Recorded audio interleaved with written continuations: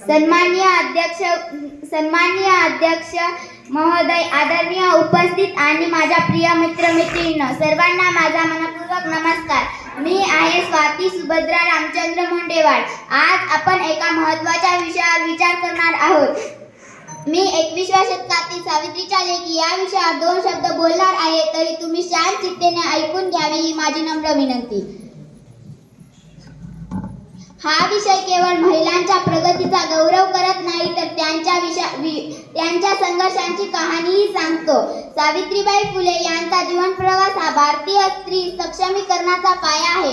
यांनी आपल्या आयुष्यभर महिलांसाठी, शिक्षण आणि समानतेसाठी संघर्ष केला.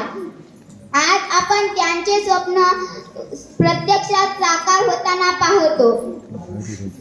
21व्या शतकातील सावित्रीच्या लेकींनी प्रगतीचे नवे शिखर गाठले आहे.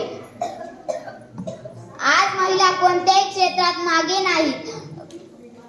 सुधा मूर्ती ज्यांनी शैक्षणिक आणि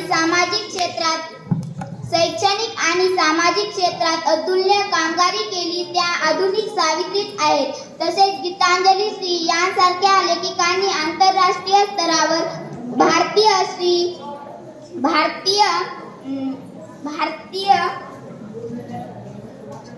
भारतीय महिलांचा दबदबा वाढवला आहे.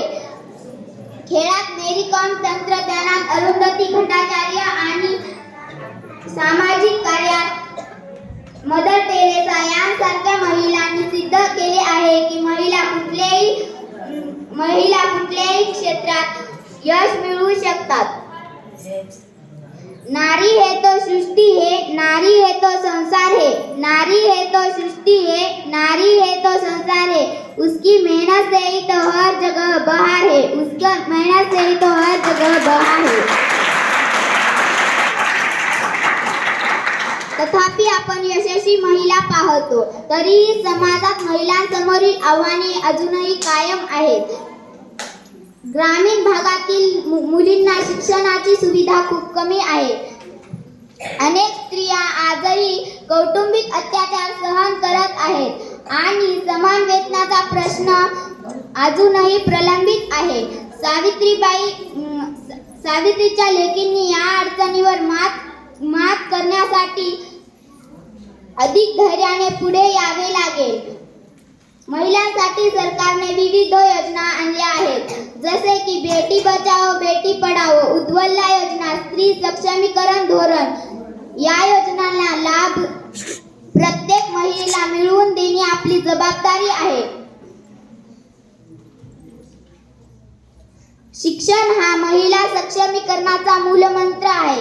सावित्रीबाईंनी याच विचारांचा प्रसार केला होता. जो डर से लड़े वो साहसी है, जो हिम्मत से बढ़े वो नारी है. जो डर से लड़े वो साहसी है, जो हिम्मत से बढ़े वो नारी है.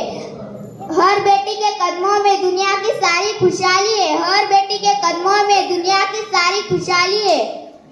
21व्या शतकातील सावित्रीच्या लेकींनी आता फक्त स्वतःपुरता मर्यादित राहता कामा नये. त्यांना समाज घडवण्यासाठी, भावी पिढीला प्रेरित करण्यासाठी पुढाकार घ्यायला हवा. आज आपण ज्या महिलांना यशस्वी पाहतो, त्या सावित्रीच्या विचारांनी प्रेरित आहेत. शेवटी मला एवढंच सांगायचं आहे की सावित्रीबाईंच्या वारसा जपून आपणही समाजात समानता आणि प्रगतीसाठी योगदान दिलं पाहिजे. सावित्रीच्या प्रत्येक लेकीने स्वतःची ओळख निर्माण करून जगाला दाखवून द्यावं की मी सावित्रीची लेक आहे. माझं स्थान आकाशाच्या पलीकडे आहे. एवढे बोलून मी माझे 2 शब्द संपविते.